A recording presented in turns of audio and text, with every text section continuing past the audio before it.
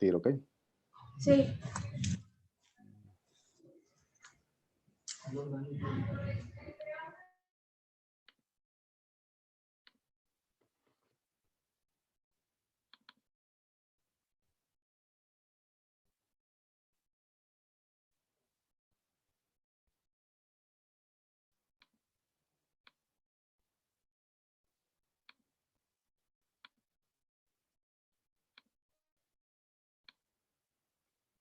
Ok. Mm, bueno, ok, listo. ¿Se ve? ¿Se ve bien? Sí, doctor, sí se ve bien. Bueno, vamos a ver algo de salud mental ahora en tiempos del confinamiento. Bueno, pues básicamente está dividida en introducción, una breve introducción, la epidemiología, de cómo ha afectado el confinamiento a la población en general y al personal de salud. Algo de la neurobiología, o sea, en sí el confinamiento, no tanto si haya tenido COVID, sino per se el confinamiento, cómo puede afectar el cerebro, o sea, qué tanto daño neuronal incluso puede haber simplemente por estar encerrados. Los principales síntomas, el tratamiento, tanto en población general como en personal médico, algunos screening diagnósticos y tratamientos finales. Bueno, pues ya tiene más de un año esta pandemia del coronavirus. Ya ahorita poco a poco se está disminuyendo las restricciones. Pero bueno, fíjense, no es la primera vez que en la humanidad ha surgido varias pandemias. Allá por el año de 541 después de Cristo se describe la peste de Justiniano. Fue allá en Constantinopla. Se refiere, pues en aquel entonces, que mató aproximadamente 800,000 habitantes.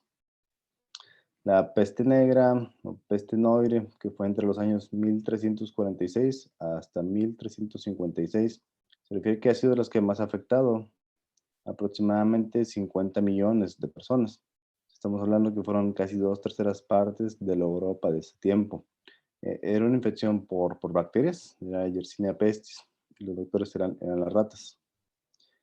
La más reciente, bueno, por decirlo así, que fue hace 100 años, un poco más de 100 años, pues fue la gripe española, que curiosamente comenzó en Estados Unidos, en hospitales de Kansas. Fue de 1914 a 1919. Se refiere que es la que pues, ha sido la más mortífera. No se sabe si es entre 50 hasta 100 millones de personas en todo el mundo. Y pues bueno, ¿qué es lo que pasa? ¿Cómo es que pues el confinamiento, todo esto que ha pasado de la pandemia, pues afecta, o suponemos que ha afectado a la población en general, tanto población médica como población en general? Bueno, este estudio del Journal of Affective Disorders del 2020 fue un estudio, es un metaanálisis que comparó diversas pues, tasas, frecuencias en diversos países como China, Italia, Estados Unidos, España, Irán. Y, por ejemplo, comparó la prevalencia de depresión antes de la pandemia por COVID, pues era a nivel mundial. Con el confinamiento, pues se ha duplicado, casi hasta, pues más, cuadruplicado. O sea, hay tasas en estas regiones, en estos países que van desde el 14,6 hasta el 48,3%. O sea, es muy, muy alto. Y en general, trastornos de ansiedad, trastorno por estrés postraumático y el estrés general, pues han aumentado. Este otro estudio de New England en agosto del 2020, pues también toma el confinamiento de la pandemia, no solamente a nivel individual, o sea, a nivel individual sí, ataca lo que es la sensación de bienestar, la sensación de seguridad y el aislamiento emocional. O sea, las personas pues no pueden expresarse, no pueden compartir. Sí, sí es importante, a pesar de que estén todos esos, pues vía streaming, todo esto de la telemedicina. O sea, es muy importante, o sea, las emociones no se pueden compartir así nada más. Y a nivel colectividad, pues pérdidas económicas, afectaciones en los colegios, en las escuelas, los centros de trabajo. Bueno, en fin, este estudio que es reciente, del febrero del 2021. Es un estudio acá de Países Bajos. eh, Comparó resultados de varios estudios pre-pandemia. Hay estudios de Países Bajos que habían estudiado por varios años, más de 10 años, pacientes con depresión, ansiedad y trastorno obsesivo compulsivo. En estas personas pues, tienen afectada su salud mental, tanto depresión, ansiedad o obsesivo compulsivo, eh, pues es normal que ellos ya, o sea, sin estar en pandemia, tengan cierto rechazo social, aislamiento social, o sea, cierto estigma también. Entonces, podríamos pensar, un pensamiento lógico sería, bueno, en cierta forma ellos ya están acostumbrados, ¿no? Por ejemplo, alguien con trastorno obsesivo compulsivo, pues está súper aislado, ¿no? Entonces, sería lógico pensar, bueno, a lo mejor ellos sí toleraron más la pandemia o les pasó por igual. Entonces, los estudios con los que lo compararon son el estudio NESDA, NESDO y NOGDA. Estos estudios son muy importantes. El estudio NESDA se trata de depresión y ansiedad en personas jóvenes, de veintitantos años hasta antes de los 60 años. Son tres grupos controles, un grupo con ansiedad y depresión, ya, el síndrome de ansiedad y depresión. Otro grupo sano, o sea, lo comparan con un grupo sano de la misma edad, y otro grupo que no tiene, si bien no tiene la enfermedad, tiene carga genética. Por ejemplo, tiene antecedentes de papás, familiares con pues, enfermedades mentales, sobre todo depresión o ansiedad. Entonces, esos tres grupos los siguieron un periodo de 10 años. También el NESDO es igual, son grupos, son tres grupos de control comparativos, pero en mayores de 65 años, o sea, es depresión, pues en el adulto mayor. Igual, adulto mayor con depresión, otro grupo de adulto mayor sin depresión, sanos, y otro grupo de adulto mayor con carga genética para depresión. Y lo siguieron a 10 años. Y el último estudio, el NOCDA, tiene que ver con obsesivo compulsivo, también, pero en jóvenes. Entonces, el conocimiento de esos tres estudios es muy importante porque trata de ver pues, el aspecto social, o sea, cómo les va a pacientes que ya tienen la enfermedad, a pacientes, pues no propiamente pacientes, sino personas que tienen alta carga pues, genética, ¿verdad? Tanto en jóvenes como en adultos mayores. Y el resultado de estos estudios pues lo compararon ahora con estos mismos pacientes, pero en tiempos del confinamiento. Entonces, ¿qué fue lo que encontraron? Que tanto en personas sanas como en las que ya tenían previamente un diagnóstico de enfermedad mental, sobre todo depresión, ansiedad o obsesivo compulsivo, pues está afectado gravemente en ambos. O sea, aunque ya se suponía que estaban acostumbrados a cierto rechazo social, cierto aislamiento, eh, están afectados, ¿sí? Por igual o hasta más que las personas que no tenían un diagnóstico de enfermedad mental. Entonces, por eso es muy importante dar seguimiento, pues tanto a las personas sanas, que no tenían previamente un diagnóstico psiquiátrico, como a las personas que tenían previamente un diagnóstico psiquiátrico. O sea, en pocas palabras, pues todos están afectados. Pero esto es importante porque al parecer aquí en México no hay algún estudio así comparativo, y es de los pocos estudios comparativos pre-pandemia y ahora en la pandemia. Fíjense, por ejemplo, a mediados del 2020, en el norte, salió en el norte, que las tasas de suicidios estaban disparando, aparentemente relacionados con la pandemia. Y todo esto de por la pérdida de empleos, el desempleo, el aislamiento, el confinamiento, y se le atribuía incluso una de cada 5 personas que cometían suicidio, o sea, un quinto de los suicidios eran por desempleo. ¿Sí? Es una nota muy importante que salió en el periódico El Norte el año pasado. Bueno, ¿y qué pasa en el personal médico? A principios del 2020, síntomas de ansiedad y depresión y el miedo a sufrir agresiones en el trabajo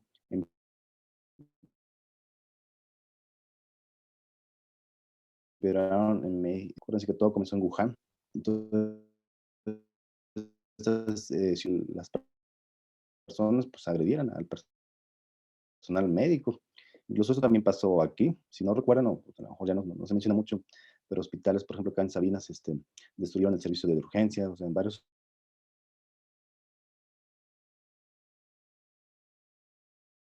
hospitales de aquí, pues no del área metropolitana. Entonces, aparte de la propia pandemia, aparte del confinamiento, pues era la respuesta de la población. O sea, cómo enfrentarnos a toda esta psicosis, una psicosis colectiva. Entonces, todo esto pues tiene que ver también con cómo está la salud mental de los profesionales de la salud, o sea, médicos, médicos residentes, enfermeros, enfermeras, todo el personal pues cómo está siendo afectado. Por ejemplo, este estudio en España, que fue después de la primera ola, profesionales de la salud mental, les aplicaron escalas, por ejemplo, el PHQ-9 y el GAT-7, que son escalas muy sencillas y muy prácticas para evaluar si existe o no pues, presencia y severidad de depresión y de ansiedad. Y otra escala que tiene que ver más con la valoración de la capacidad funcional, que es la escala de Sheehan. Y sí fue bastante considerable, fueron 18 hospitales, 9.138 trabajadores. Bueno, ¿cuáles eran las tasas más altas? Pues fíjense, el trastorno depresivo mayor y el trastorno de ansiedad generalizada. O sea, aquí nos indican un 28.1% de depresión, 22.5% de ansiedad. Entonces, en realidad sí es pues, un gran aumento. El trastorno por estrés postraumático, 22.2%. Y otros síntomas o subsíndromes, por ejemplo, pues 6.2% desde insomnio, o sea, pues, quien no ha tenido problemas de dormir en todo lo que va de la pandemia. O a lo mejor subsíndromes depresivos, no tanto como una depresión mayor, sino síndromes ya como distimias, ¿no? Trastorno depresivo menor recurrente. O sea, en pocas palabras, pues está afectado en todo el ámbito afectivo.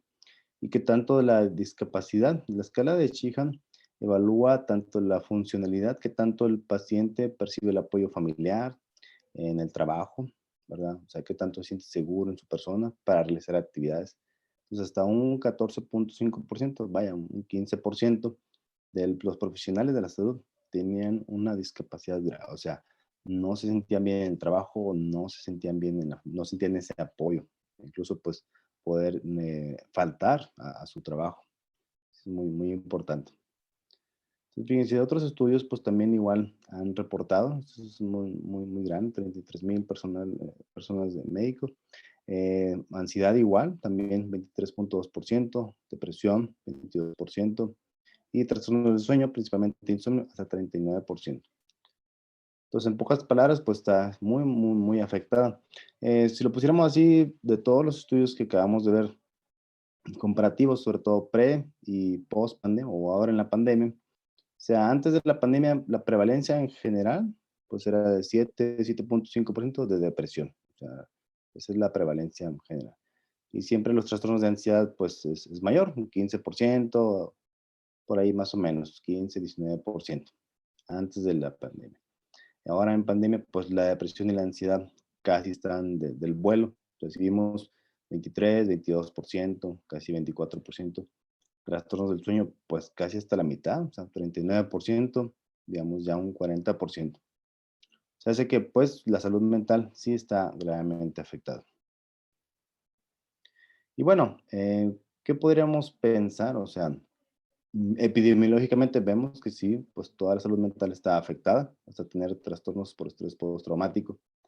Pero, ¿de dónde viene o qué sucede? O sea, por ejemplo, si a las personas de manera experimental se les pone pues en confinamiento, esto se ha visto pues antes en estudios de los 80s, 70s, personas que estaban aisladas, por ejemplo, en la cárcel, los reos, pero que los ponían como castigo, pues celdas de aislamiento por varios días, o sea, notaron que había cambios en su funcionamiento, en varias partes del cerebro. Y también, por ejemplo, en macacos, en monitos, que eran despegados desde muy chiquitos, pues de la mamá por largos periodos. Esto vieron que hay varias partes en el cerebro afectadas y que provocaba cierta predisposición, que quién sabe qué tanto puede ser irreversible. Y la denominaron como negative emotionality o negative dispositional negativity, o sea, una predisposición hacia el predominio de emociones negativas, ¿sí? De emocionalidad negativa. ¿Por qué? Porque está afectada en los monitos o en las personas que están pues, encarceladas con largo aislamiento, está afectada la amígdala, las conexiones con el córtex orbitofrontal. Y las conexiones de la amígdala con el córtex orbitofrontal tienen que ver con el juicio, la parte del córtex orbitofrontal, la que nos dice, bueno, qué hacer, qué no hacer, en quién confiar, en quién no confiar. O sea, el juicio en pocas palabras. El aislamiento, el confinamiento, la falta de estímulo social, van a provocar que la amígdala tenga estas conexiones con el córtex orbitofrontal, pues mal. O sea, no va a poder discriminar, o si puedes confiar, no puedes confiar. Está tendiente a un estado de paranoia, o sea, no se puede confiar, ¿sí? En la corteza anterior del hipocampo también, la sustancia gris periacueductal, o sea, hay daño pues a nivel neuronal y eso no sabemos pues qué tanto pueda ser reversible, no se ha visto. Por otro lado, pues qué tanto las hormonas del estrés, bien sabido, pues el cortisol, están elevadas. Este es un estudio del 2011. Comparó cómo estaban la hormona del estrés, el cortisol, en personas sanas o no ansiosas, personas no ansiosas, versus personas con ansiedad o depresión. Entonces, si, por ejemplo, las no ansiosas, pues es la curvita de abajo, la azul, y las ansiosas, la roja. Entonces, vemos que está pues, muy aumentado, sobre todo en la mañana. ¿Sí? El disparo del cortisol, que es en las mañanas, está gravemente aumentado y tarda mucho en regresar a niveles basales. Entonces, hay daño en estructuras neuronales y las hormonas del estrés pues están disparadas. ¿Ok? Entonces, como lo comentamos, este estudio es de acá de 1983, de un psiquiatra. Él observó, si bien pues no le tomó pues conteo de cortisol o algún estudio de imagen, pues un estudio pues viejito, pero los observó, o sea, era un estudio descriptivo, personas que estaban mucho tiempo en la cárcel con contacto mínimo o nulo, contacto social mínimo o nulo. ¿Qué observó que le pasaba? Pues ansiedad, depresión, alucinaciones e ideación suicida. ¿Qué se traduce esto? Pues el hombre no puede vivir, o sea, sin contacto social, o sea, con el mínimo contacto social, o sea, necesitamos de estímulos. Si no, nuestro cerebro enferma, incluso con cosas de psicosis, datos de psicosis, incluso pues ideación suicida. O sea, el contacto social es muy importante. Ok, entonces otros estudios también, por ejemplo, este es del 2016, pues sí, la amígdala es de las más estudiadas. Además de la afectación con el córtex orbitofrontal, la sustancia gris periacueductal, en sí se ha visto también una disminución de la masa neural, o sea, hay menos neuronas en la amígdala con el aislamiento social y disminución de la tasa de descarga, o sea, funciona menos, ¿sí? Y recordemos que la amígdala es muy importante, la amígdala es la que nos va a decir, bueno, si hay una amenaza, no hay una amenaza, entonces, incluso que tanto pues nos pueda predisponer a estados de paranoia, o sea, sentir miedo donde no hay miedo, sentir amenaza, ver amenaza donde no hay una amenaza real. Esto pues claro, es súper importante. Y pues traducido, o sea, todo este daño neurobioquímico, pues en tristeza, pero tristeza patológica, sensación de soledad, pero pues aparte de tener el aislamiento, internamente nos vamos a sentir solos. Entonces, ahora que se está reabriendo todo esto, que pues hay un poquito menos de restricciones, está un poquito más laxas las restricciones, pues como quiera la sensación de soledad, o sea, ¿qué tanto nos acompañará? Sí, porque obviamente sí está cambiando el ambiente externo, pero el ambiente interno, o sea, no va a la par. Entonces, por ejemplo, si se fijan, hay un estudio japonés después de la primera ola de la pandemia en Japón, curiosamente, o sea, disminuyeron los casos de COVID, las hospitalizaciones, los intubados, todo eso, se dispararon las tasas de suicidio, o sea, no va a la par. Si baja el COVID, todo esto, no va a la par la salud mental. Es diferente, más retrasado y se debe de estudiar más. Entonces, bueno, entonces, traducido pues en síndromes, lo más general, lo más importante, como vimos, pues sí, es la ansiedad y la depresión. Pues que hay que estudiar, bueno, la ansiedad siguiendo criterios pues del DSM-5, que están bien establecidos. ¿Cómo se traduce? Bueno, inquietud, sensación de estar atrapado, estar con los nervios de punta, o sea, estar nervioso, fácilmente se fatiga, dificultad para concentrarse. Entonces, por ejemplo, ¿cuántos pues que están en clases online o todo esto, pues no le han podido agarrar la onda? No, es que pues no es lo mismo y no me puedo concentrar. Ha bajado el rendimiento académico, o sea, mal clases, población adolescente. De hecho, la población adolescente se ha visto que son los menos que han podido estar conectados. Qué curioso, ¿no? Los adolescentes se supone que son los que más están pues en internet, redes sociales, que le agarran más fácil la onda, se supone, pues todo esto de la tecnología, ¿no? Los curiosamente son los que más se están afectando, pues en el ámbito académico, muchos no, y muchos pues han tenido que dejar los estudios. Irritabilidad, o sea, cuánto no hemos visto que está más sensible, está de mal humor, tensión muscular y problemas del sueño, sueño intranquilo. ¿Ok? Bueno, la depresión mayor, pues es lógico, como vimos, ya pues también está muy, muy aumentado. Pero ¿cuáles son los criterios del DSM-5? O sea, un estado de ánimo depresivo, o sea, una tristeza, pero una tristeza patológica. No poder concentrarse, no poder disfrutar de las cosas, o irritable. No solamente es estar pues tirado en un rincón, llore y llore, sino también irritable. Siempre de mal humor, mal humor. La anedonia, no poder disfrutar las cosas que antes disfrutaba. Alteraciones del sueño pueden ser tanto insomnio, o sea, falta del sueño, como hipersomnio, duerme de más. Alteración del apetito, tanto hiporexia como hiperfagia. Culpa exagerada, que por todo se están disculpando, sienten que todo es su culpa. Disminución de la energía. Pues, ¿cuántas personas no están, pues necesito un café, más café? O sea, sienten que no hay energía y hasta se andan haciendo pruebas tiroideas y pues nada que ver. Alteraciones cognitivas. Eso es un dato importante. Muchos de los síntomas de ansiedad y depresión pueden estar traslapados. De hecho, es importante la comorbilidad. Por ejemplo, las alteraciones cognitivas, pues es algo que también existe en síntomas ansiosos y en depresión, pero en la depresión es más porque está ensimismado, o sea, porque está metido en sus problemas. Alteración en la actividad psicomotriz, se puede mover más lento o se mueve más hiperactivo, se está moviendo por todos lados. Y pues las ideas de muerte. Entonces, ahondando un poquito en las ideas de muerte, bueno, siempre en un paciente con depresión, una persona que consideremos tiene un cuadro depresivo, debemos de indagárselo. Claro, con contacto, bueno, he pensado en tomar pastillas y no despertar, ha tenido la idea de que pues le pasará algo grave y usted no haría nada. Si es diabético o epiléptico, si tiene alguna otra enfermedad médica importante, ha pensado en dejar de tomarse las pastillas para la presión o tiene días ya sin tomarse las pastillas, siente que no se ha cuidado en su persona o tácitamente ya, pues el paciente puede decir sí, sí he pensado en la muerte y ser muy descriptivo en sus planes. Bueno, como les comentaba, pues hay dos screening, o sea, hay dos métodos de tamizaje muy prácticos para depresión y ansiedad que son de libre acceso en internet, los pueden descargar fácilmente.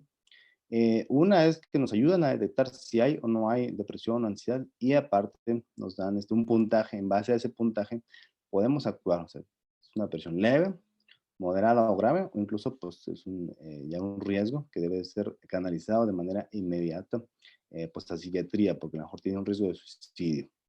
Bueno, entonces básicamente el PHQ-9 son los criterios operacionalizados del DSM-5.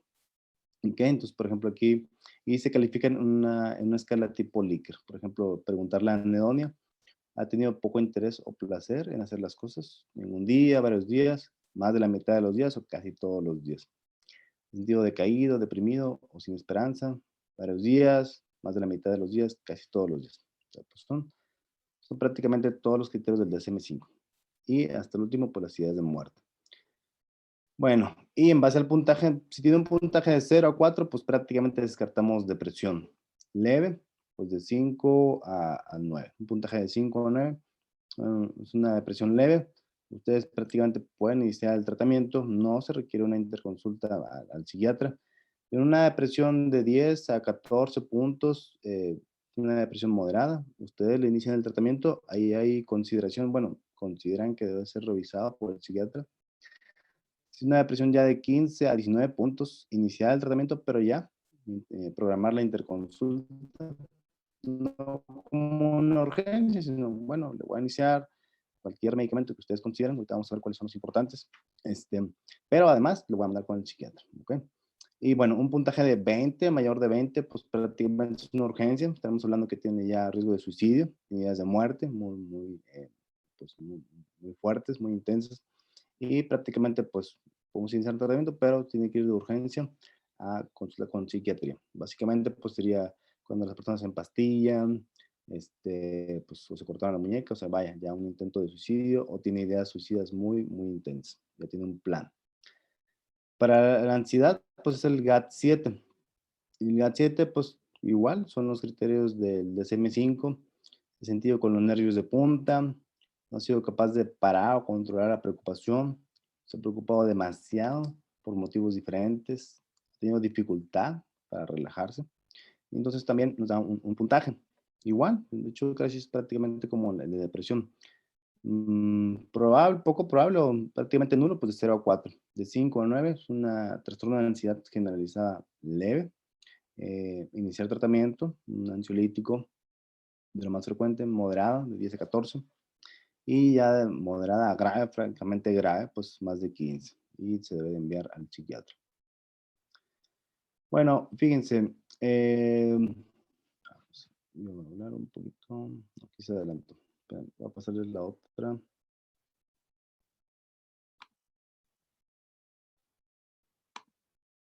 Ok. Antes de pasar, iba a pasar a lo de los grupos Valen, pero eso quisiera dejarlo al final. Pues ya, si ya hicimos el diagnóstico, hicimos el tamizaje, aplicamos las escalas, entonces vamos a enfocarnos pues en los tratamientos.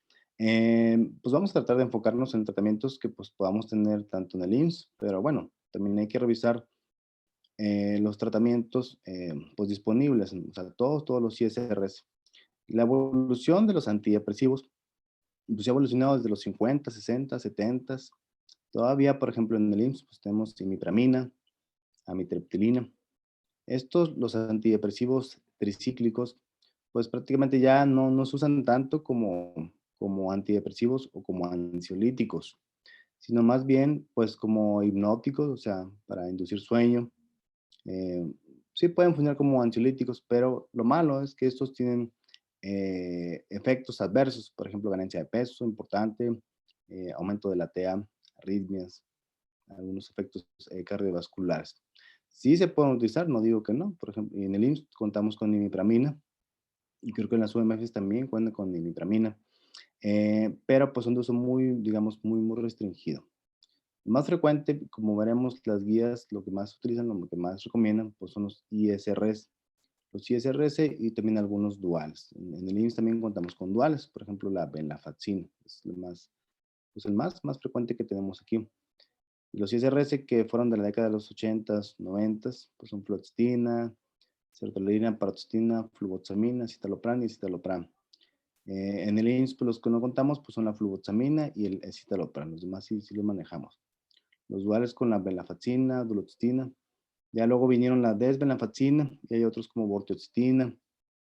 Entonces son un poquito más nuevos. Lamentablemente sí no los manejamos. Pero bueno, aquí están las dosis que podemos utilizar en esos pacientes que tienen síndromes de ansiedad o depresión. Estos rangos son los más confiables, con las dosis estandarizadas de acuerdo a guías clínicas. Por ejemplo, pues de los ISRS, los que más efecto adverso pues puede ser la disfunción sexual. Todos tienen cierto grado de disfunción sexual de los ISRS. Sin embargo, no es, o sea, no es como que todos los pacientes que le vamos a dar ISRS pues van a tener efectos sexuales, ¿sí? Lo importante es que muy pocos tienen aumento de peso. Si acaso el que tiene un poquito de riesgo de aumento de peso es la paroxetina. Y bueno, de manera práctica podemos dividirlo en dos. O sea, pacientes que estén muy ansiosos, hiperactivos, irritables, o sea, que estén como muy agitados, tienen agitación psicomotriz, están muy ansiosos, o sea, no se halla. Bueno, no podemos darle cualquier ISRS. Los más sedantes, pues son la paroxetina y el citalopram. Los pacientes que estén con más datos de ansiedad, o sea, más hiperactivo, irritable, se mueve para todos lados, o sea, no se halla. Entonces, utilizamos paroxetina o el citalopram, ¿sí? ¿Por qué? Porque si utilizamos fluoxetina o sertralina, que son antidepresivos ISRS más activos, o sea, son para que tenga más energía, para que no estén botados, o sea, son un poquito más estimulantes.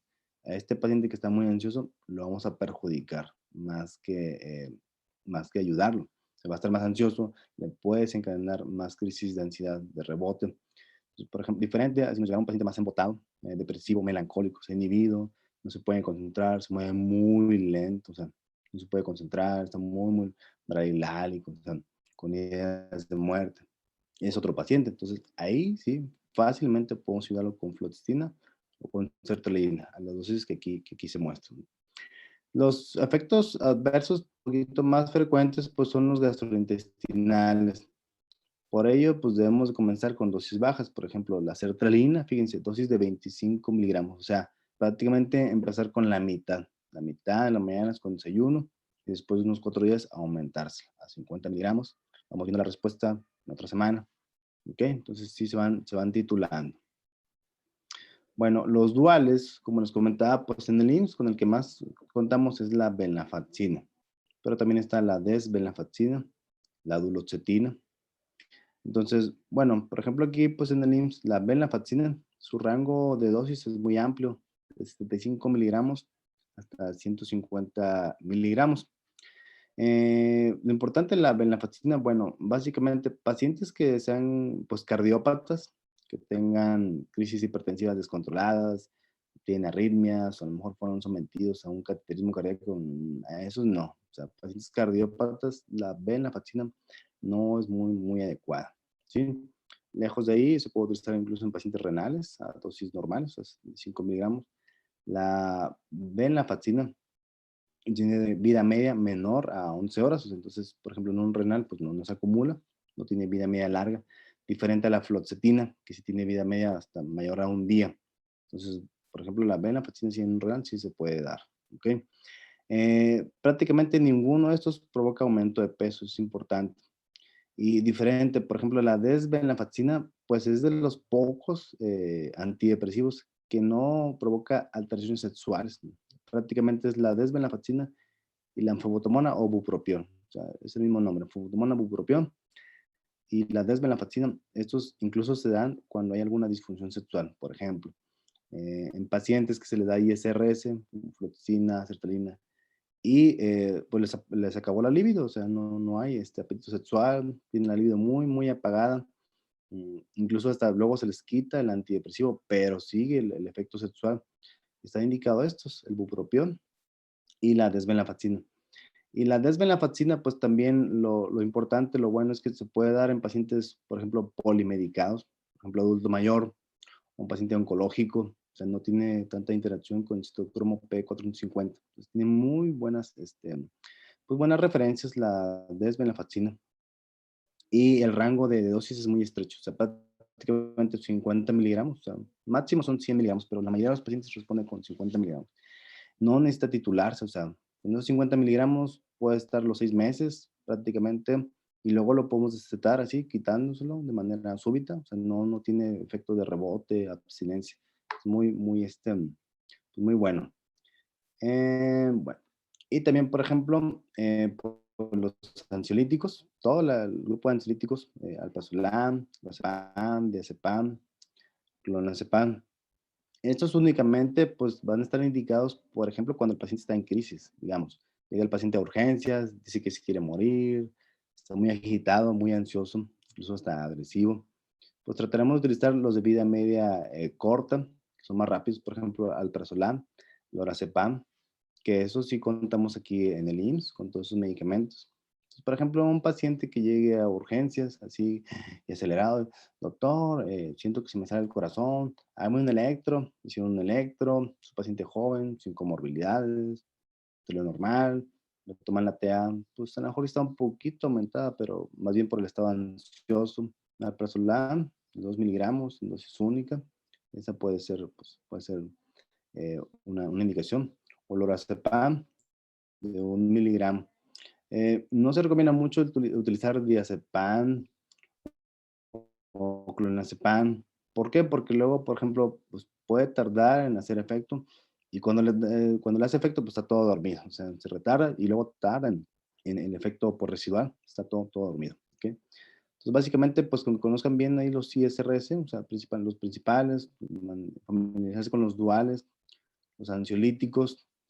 Casi lo que es el diazepam, pues se deja, por ejemplo, situaciones importantes, o sea, si es un paciente a lo mejor ya con antecedente de epilepsia o un paciente pues con una enfermedad médica importante, o sea, o está muy agresivo, o sea, en realidad con el alprazolam y el lorazepam se puede manejar la gran cantidad de crisis de ansiedad o intentos de suicidio en ese momento.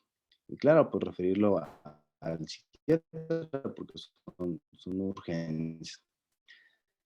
Fíjense, pues esta tablita, bueno, este esquemita, traté de hacerlo, de ponerlo porque es como, pues algo muy práctico, o sea, ¿Cómo dar el tratamiento? ¿Sí? O sea, si bien pues, la urgencia la podemos manejar ya con los que más se familiaricen, con los que ustedes mejor manejen. Pero el tratamiento largo, el tratamiento crónico, o sea, el antidepresivo pues es a largo plazo, mínimo 3 a 6 meses. Entonces, el antidepresivo pues es la tablita que está arribita, ¿sí? De verde. Tarda en hacer efecto, 1, 2, hasta 3 semanas. Entonces, por ejemplo, la benzodiazepina, utilizarla 1, 2, máximo 3 semanas, 4 semanas, y ahí ya no va a ser tan importante. O sea, las primeras semanas es cuando hace más efecto la benzodiazepina, pero ahí se va traslapando con el efecto del antidepresivo. Por eso es importante explicarle al paciente, señor, señora, Chuchito, Pepito, mire, le vamos a dar este medicamento, alprazolam, lo va a estar tomando todas las noches, un cuartito en las noches, por estas semanas. Lo voy a ver en 3 semanas o en 2 semanas. Ya si ya está bien, se lo voy a empezar a bajar. Explicarle que ese es un medicamento, o sea, de por mientras, no es el que más lo va a ayudar. Sí le ayuda, el paciente dice: "Ay, pues es el que me quita la ansiedad en ese momento. No, pues lo voy a tomar de por vida". No, y aparte está tomando citalopram. El citalopram es el que le voy a dejar 3 a 6 meses, a largo plazo. El otro se lo voy a quitar en un mes, máximo mes y medio, ¿ok? Explicárselo, psicoeducar al paciente. Porque, pues, curiosamente, los pacientes luego hacen al revés, se quedan con el alprazolam de por vida, y el citalopram, por decir: "No, ese pues ya ni me ayuda", ¿no? Se lo quitan. Y pues así es un paciente maltratado, va a recaer, va a tener problemas. Y luego tenemos que ya utilizar otro tipo de antipsicóticos, estabilizadores, o sea, tenemos que utilizar más medicamentos porque fue un paciente maltratado, no se le explicó bien. Entonces, en realidad, o sea, el tratamiento de largo plazo con el antidepresivo, corto plazo, nada más para sacarlo de la crisis, un mes, máximo mes y medio, el ansiolítico. Después ya no está indicado. Eso es para las personas en general, pero pues quería comentarles, ¿dónde están? Para, por ejemplo, ajá, los grupos válidos. Para el personal médico, pues sí, personal de salud, eh, que pues está cayendo en depresión o en ansiedad debido al confinamiento, pues están indicados los grupos Valium. Los grupos Valium, por ejemplo, pues aquí en la 4 cuando comenzó todo esto de la pandemia, pues nos integramos, el psiquiatra, o sea, yo me integré a los grupos COVID, y cada semana con los internistas, eran más, pues más que nada los internistas, también el cardiólogo, gastroenterólogo, nos juntábamos a hablar no del paciente como tal, o sea, ay, pues tenía neumonía y tenía infiltrados, no, o sea, es hacer este equipo, todos juntos pues, con los demás especialistas. El psiquiatra lo dirige, pero lo importante es hablar cómo me sentí con el paciente. No, ¿sabes qué? Pues el día de hoy, cuando estuvo la mera crisis de la pandemia, pues fallecieron, no sé, 5 pacientes en la jornada, 10 pacientes, me sentí así, así, los traté de ayudar. O el familiar se puso agresivo, discutió, estaba muy bien y ahora se murió, ¿qué le pasa? No tiene medicamentos, o sea, hablar de toda la parte emocional. ¿Cómo me fue con el paciente? Pero de la parte emocional. Era una viejita, era una abuelita, un poquito de fallas técnicas.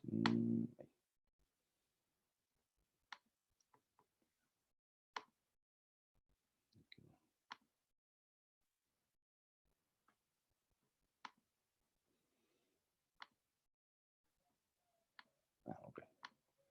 Un poco de fallas técnicas. Era un paciente adulto mayor que a lo mejor pues, se encariñó el médico o le tuvo mucho, mucho aprecio y falleció. O sea, por ejemplo, el caso de pacientes pues con COVID, con neumonía, que estuvieron 2 meses, 3 meses intubados y que a lo mejor, bueno, estaba la posibilidad de que sobreviviera y falleció. Entonces, es hablar de eso, o sea, de cómo nos sentimos, cómo nos fue con el paciente o con el familiar del paciente. Muchas veces el paciente está bien, está tranquilo, está viendo todo lo que usted quiera, adelante. Si me llevo a intubar, ¿no? Yo le firmo. Y el familiar, no, no, es que es mi mamá, es que es mi esposo, no, no, quiero que lo saquen, no lo están tratando bien. O sea, ese tipo de situaciones, sobre todo pues en las que nuestra ética como médicos o sentimos que damos pues todo, pero que no se nos agradece, ¿verdad? Entonces son grupos para hablar de esto, el tono afectivo. Fueron creados por Michael Balin, acá a mediados del siglo XX, el siglo pasado. Él era médico, primero fue mucho tiempo médico, médico general, luego fue psiquiatra, luego psicoanalista, pero mucho tiempo como médico general, incluso él tiene un artículo que se llama el médico como droga, ¿sí? O sea, el médico como droga, el médico como medicamento. La personalidad del médico influye mucho en el paciente, influye para mejorar, o sea, para ayudarlo en su enfermedad, en su sufrir, o para empeorarlo, o para nada, o sea, entonces la persona, mucho más allá de tener conocimientos de medicamentos, de que sí, mire, pues le voy a dar este ansiolítico, antidepresivo, también nuestra actitud, o sea, cómo se lo decimos, nuestra postura. De repente decimos, no, pues está bien, como usted quiera, que quiere esto, quiere lo otro, o el paciente está muy demandante y a cada rato quiere cambiar sus tratamientos. A ver, o sea, ¿cómo es nuestra postura? O si somos muy regañones, no, no, mire, pues otra vez no se puso la insulina, no, muy mal, lo voy a mandar acá y lo voy a mandar allá. O sea, si lo rechazamos o qué tanto los aceptamos. Entonces, por ello él creó estos grupos, los grupos Valen, que son muy importantes para hablar sobre todo del tono emocional en pues, el tratamiento con los pacientes. ¿Ok? Y bueno, fíjense, este artículo que es reciente, es de febrero de este año, es un artículo que hicieron médicos mexicanos acá de Guanajuato, la parte centro-occidente. Muy curioso porque examina todas las conductas que tienen pues, las personas, o sea, las personas en México, que ahora en pandemia, en el confinamiento, ha aumentado el consumo de productos herbolarios, ¿sí? Desde la pasiflora, el té de azares, el bla, bla, bla, el ajonero, todo ese tipo de cosas, ha aumentado de manera autoprescripta. Se autoprescriben las personas, muchas de ellas con tratamientos ya con ansiolíticos, con antidepresivos, se les revuelven pues, se les revuelven las estas hierbitas y han tenido efectos adversos. Es un artículo reciente, sí vale la pena por revisarlo. Y ya por último, bueno, pues, ¿cuándo referir? ¿Cómo referir al psiquiatra? Pues ya aquí en la 4 ya está, ya se reacomodó otra vez la consulta, pero ya está el servicio de urgencias de psiquiatría, la consulta de psiquiatría. Eh, entonces, cuando haya trastorno, sospechemos de consumo de sustancias, cuando haya ideación suicida, riesgo suicida, que prácticamente pues son las urgencias que mandan, o sea, ya hay riesgo suicida en adolescentes, ahorita está llevando muchos adolescentes, se tomó, se empastilló, se cortó. También cuando haya factores externos muy graves, o sea, a lo mejor, como les mencionaba, el paciente está tranquilo, obedece las indicaciones, el ansiolítico, el antidepresivo, vemos que responde, pero a lo mejor trae un duelo muy fuerte, sobre todo pues ahora en la pandemia ha habido muchos duelos no resueltos porque pues no ven al familiar, perdió el empleo, o la familia trae muchas broncas ahí con la familia. Entonces también son motivo de referencia al psiquiatra. Y creo que ya es la última. Bueno, son algunas referencias de bibliografía importante que pues pueden revisar. No sé, algún comentario, alguna duda.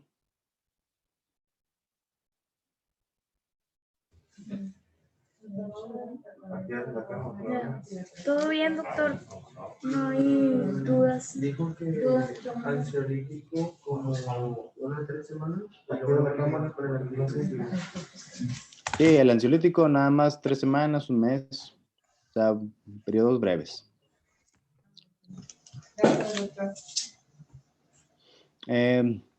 Bueno, sí, como quiera, pues ahí estoy yo, para cualquier duda. Ya vi que hicieron en el grupo.